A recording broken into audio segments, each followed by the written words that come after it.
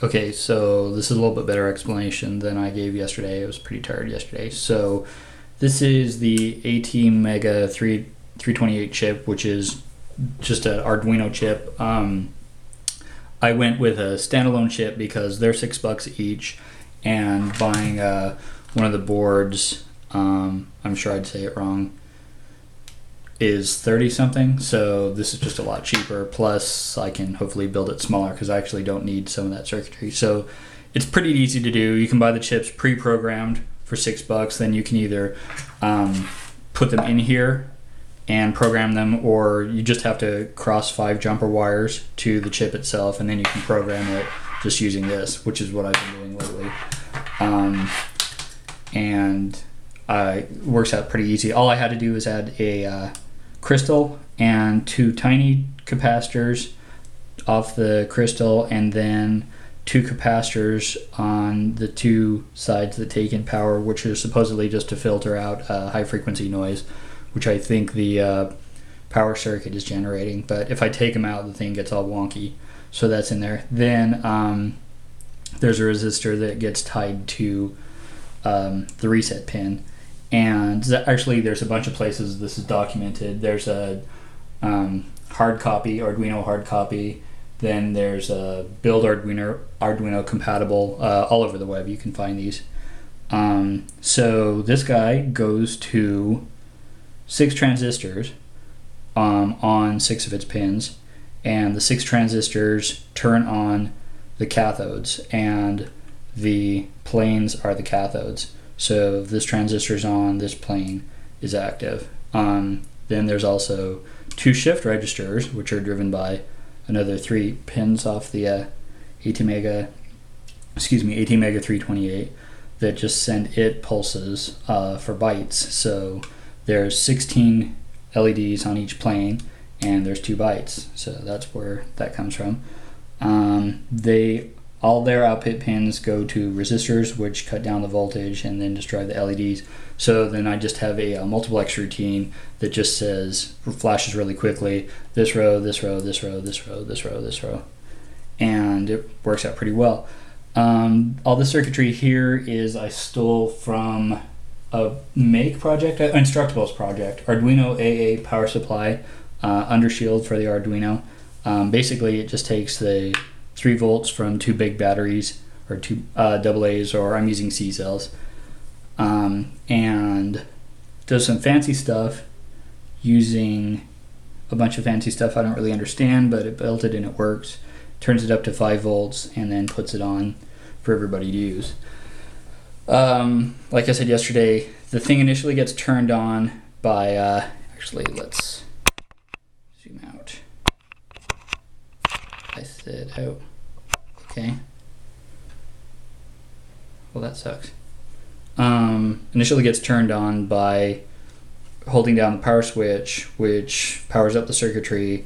Once the Arduino is booted, it actually writes a digital, or sends a digital signal high to this relay, which pulls this relay down, closes the switch. The same switch are parallel to the momentary switch, so the thing keeps itself on.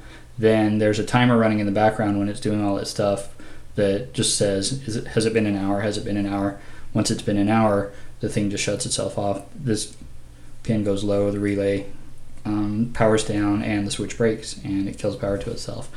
I did a couple calculations with an amp meter and found out that AA's would run this thing around 6 hours. Obviously it uses more power when there's more LEDs lit up.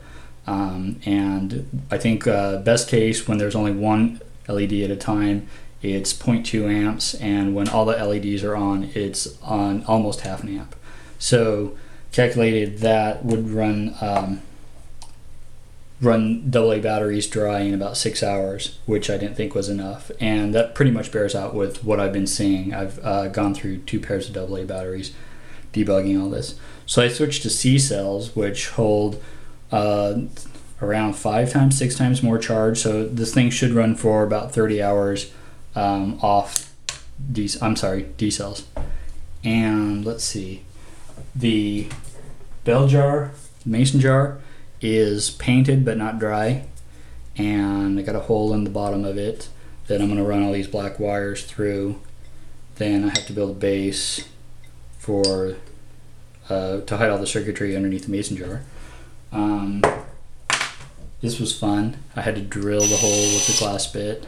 It took about 2 hours, and that wasn't really that fun. Then I sprayed the inside with this stuff, glass frosting, and it seems to be working out pretty well. I actually tried this a couple weeks ago, and these were out drying, and it rained, and they weren't dry enough to be waterproof, so they all got ruined. And so had to drill another roll, and here we are again. Hopefully this will be done tomorrow. And let's see. Hold on one second. I have to be able to go out wider than that. Sorry. Let's see. So, the other change I made from yesterday is I switched the dip switches to a potentiometer. So now, let's see. I just have to twist a dial and I can get through all the different effects. And I think this will work out a lot better for my mom. I don't think she could handle flipping tiny little dip switches. So the basic guy, just debugging. Let me see if I can kill more light. Then bubble up. And paddle spin. And screw spin. And rain drops.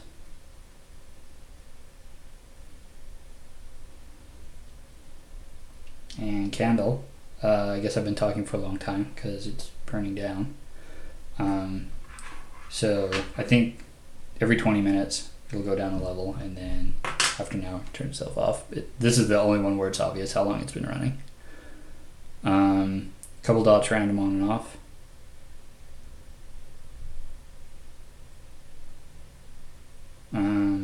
Basically just writing random bytes to every plane every so often. Oops. Just bottom to top.